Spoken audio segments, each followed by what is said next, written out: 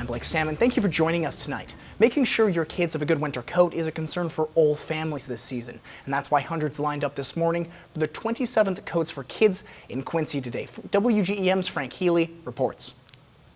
10-year-old Gavin Tasco is just one of over 300 kids who lined up with their families this morning at the Masonic Lodge in Quincy for the annual Altarusa Coats for Kids Distribution Day. I like it because it's blue and it's warm. For him, all today means is a new coat, but for parents, it's a different story. We know as parents, grandparents, how expensive and it can be to get coats and how quickly they grow out of those coats. So it's a consistent need.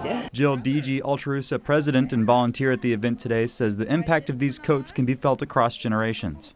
People who have received coats years ago as children, since we have been doing this over 20 years, come back to us and say, that's how we got our winter coat every year, because there were multiple kids in the family and it was just too expensive. And organizers say that's why they work to make sure that every kid walks out of here with a coat that fits correctly and will keep them warm for the coldest months of the year.